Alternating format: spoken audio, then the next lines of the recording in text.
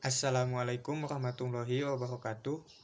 Perkenalkan, nama saya Riki Wahyudi. Saya dari semester 6B. Izin menyampaikan sedikit materi mengenai peniadaan pidana dalam tindak pidana pembunuhan karena membela diri menurut KUHP. 1.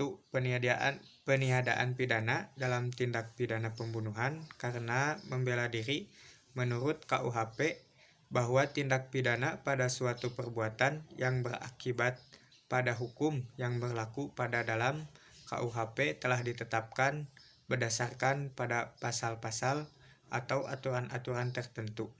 Secara umumnya, misalnya suatu kejadian atau peristiwa tindak pidana pembunuhan yang secara telah diatur oleh pasal-pasal dalam KUHP melalui putusan pengadilan yang dibacakan oleh hakim. Berdasarkan pasal KUHP, membagi hukuman menjadi dua bentuk, yakni hukuman pokok dan hukuman tambahan. Adapun hukuman pokok itu terbagi lagi menjadi beberapa jenis, yakni pidana mati, pidana penjara, pidana kurungan, pidana denda, pidana tutupan. Adapun pidana tambahan itu yakni pencabutan hak-hak tertentu, perampasan barang-barang tertentu, dan pengumuman putusan hakim. 1. Ada pidana pokok terdiri dari 5 jenis pidana. 1. Ada pidana mati, adalah pidana salah satu jenis pidana, berarti sebuah hukuman pidana atas tindak pidana yang berat yang mengharuskan seseorang terpidana mengalami hukuman mati yang berbentuk menggantung, tembak, dan sebagainya, yang dalam tatanan KUHP Indonesia kiranya telah tertulis di salah satu hukuman pidana. Yang kedua ada pidana penjara, adalah jenis pidana yang dikenal dengan istilah pidana pencabutan kemerdekaan. Yang ketiga ada pidana kurungan, yaitu jenis pidana untuk delik yang tidak menyangkut kejahatan kesusilaan dan suatu perampasan kemerdekaan untuk delik pelanggaran. Yang keempat ada pidana denda, yaitu jenis pidana pengganti pidana kurungan dengan membayar denda, yaitu berupa uang dan sebagainya. Yang kelima ada pidana tutupan, yaitu jenis pidana alternatif dari hakim terhadap pidana penjara. Terus ada pidana tambahan. Pidana tambahan itu terdiri dari 3 jenis, yaitu pencabutan hak-hak tertentu adalah suatu pidana di bidang kehormatan. Yang kedua ada perampasan barang-barang tertentu, yaitu barang-barang yang didapat karena kejahatan dan barang-barang yang dengan sengaja digunakan dalam melakukan suatu kejahatan tersebut. Yang ketiga ada pengumuman putusan hakim. Di dalam pasal 43 KUHP ditentukan bahwa apabila hakim memerintahkan supaya diumumkan berdasarkan kitab undang-undang ini atau aturan umum yang lain, maka harus ditetapkan pula bagaimana melaksanakan perintah atas biaya terpidana. Namun ada suatu sebab asal perbuatan hukum yang disebabkan oleh pembelaan atau perbuatan melindungi diri oleh seseorang yang tidak dikenakan hukuman, yaitu berdasarkan dasar-dasar peniadaan pidana dalam undang-undang, yaitu 1. Tidak dapat dipertanggungjawabkan karena jika cacat dalam pertumbuhannya dan jiwa terganggu karena penyakit. Yang kedua ada daya paksa. Yang ketiga ada pembelaan terpaksa. Yang keempat pembelaan terpaksa yang melampaui batas. Yang kelima menjalankan perintah undang-undang. Terus ada menjalankan perintah jabatan. Yang terakhir yaitu menjalankan perintah jabatan yang tidak sah dengan itikat baik.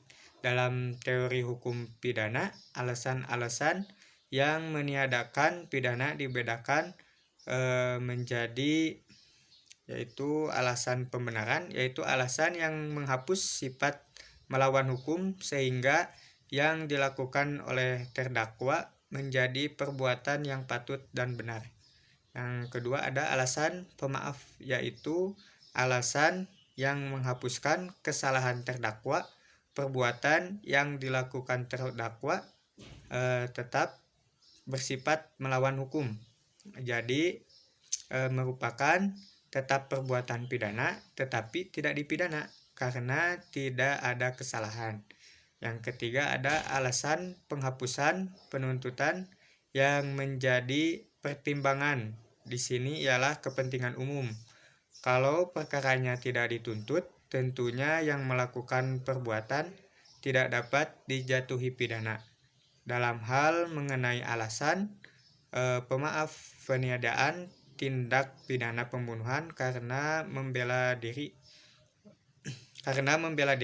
umumnya para pakar hukum memasukkan ke dalam dasar pemaaf yaitu ketidakmampuannya bertanggung jawab, pembelaan terpaksa yang melampaui batas, hal menjalankan perintah jabatan yang tidak sah diganti dengan itikat baik.